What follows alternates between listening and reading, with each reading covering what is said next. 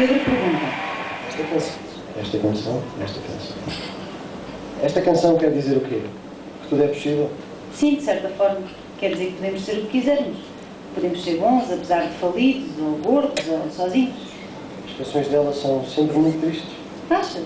Sim, mesmo as mais mexidas têm letras muito... não sei.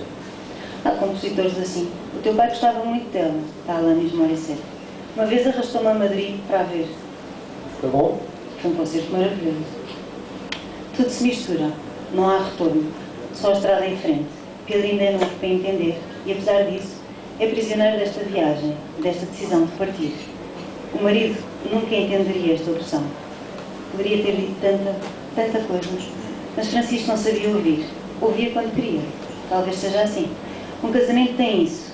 Tempos que são apenas tempos mortos, não contam, porque alguém, um deles, está desligado. Francisco seria o ausente. Hoje já não sabe. São quase 1000 quilómetros do Mónaco a Roma, um esticão. Francisco pararia para ver a Ilha de Elba, o exílio forçado de Napoleão. Contaria da fuga e da potencial tentativa de suicídio. O general que só era gigante em cima de um cavalo. Pedro não deve ter assistido às aulas de história sobre a Revolução Francesa e o resto. O que importa são os quilómetros. Deixarem-se ir. Maria mexe-se ligeiramente, a coluna a ressentir-se. Pedro olha pelo pequeno retângulo da máquina e diz: Não olhes agora.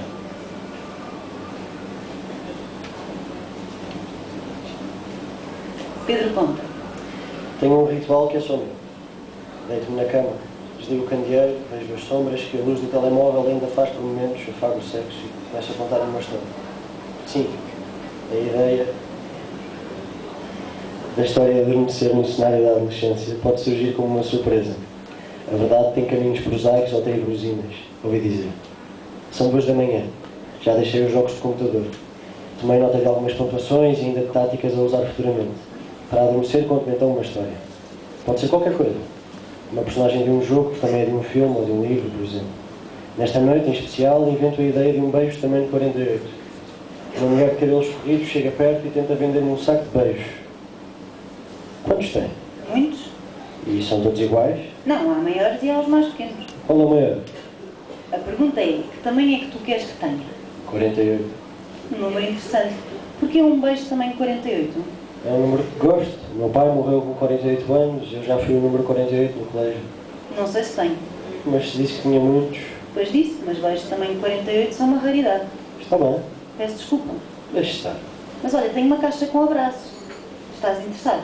48 abraços podem dar jeito. Continuo com a minha história até começar a falhar nos pormenores. E aos fechados imagino as histórias tal como invento os desenhos que faço. Uma espécie de banda desenhada com personagens singulares. A vendedora de beijos tem o cabelo azul. Eu sou do tamanho de um miúdo pequeno e visto um fato e gravata. Quando somos vinga, a história perde-se. Porque eu quero. Há anos que a sua mãe tenta explicar que a vida está nos pequenos gestos. Não vale a pena esperar grandes efeitos especiais, conclui em todas as ocasiões. A repetição também faz parte da vida. Isso é uma aprendizagem tardia, mas não deixa de ser uma aprendizagem. A vida faz-se apenas de uma sucessão de pequenos gestos e Maria repete esta máxima com a ferocidade de quem é jovem e, portanto, capaz de imaginar outras possibilidades. A verdade de tudo só a atingiu quando teve de se desfazer dos pertences do marido. A roupa, os casacos, os sapatos, a raquete com que um dia iria jogar tênis. Um homem em 20 e tal sacos de plástico, em resumo. Durante o dia do funeral, Pedro não disse nada, uma única palavra. Dormiu com Maria nessa noite, na almofada do pai. Ela viu dormir o seu filho mais velho, o seu filho órfão. Viu dormir durante algum tempo. O que seria viver sem um pai? Durante muito tempo, no início da adolescência, fizeram esse exercício com o seu pai num arrufo de adolescente. O pai iluminado por artes mágicas. E tudo resolvido. Nada de regras ou conflitos, silêncios de medo ou embaraço, ou aquela resposta que a deixava perplexa cada vez que surgia. Porque eu quero. Ou a variante. Porque sim. Tudo isso era passado. A relação com o pai estabilizara e a doença tinha uma quarta parte de responsabilidade no processo. Maria reconhecia esse facto. O Pedro não ia mal dizer o pai em plena adolescência. Talvez agora acreditasse que a vida teria sido diferente Se a presença do pai... Naquela noite, depois dos rituais da morte, Maria observou o sono do filho e as lágrimas não escorreram. Não fez qualquer som. Queria ter gemido como um animal, como alguém que se queixa de uma ferida e se assusta com a quantidade de sangue. Aquilo que a angustiava então, a capacidade de gerir o dia a dia, o amor ser ou não ser suficiente, o medo de ser pior do que se espera, a pouca segurança de ser sozinha. Não era um problema de estar sozinha, nada disso.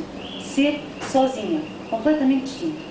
Os pensamentos atrás de pensamentos atropelavam-na pela mente, como correntes adversas, como uma corrida de fundo, ainda agora. E é fácil dar o salto e voltar àquele momento, a primeira noite em que esteve sem o marido, em que dormiu com o filho mais velho, em que não chorou.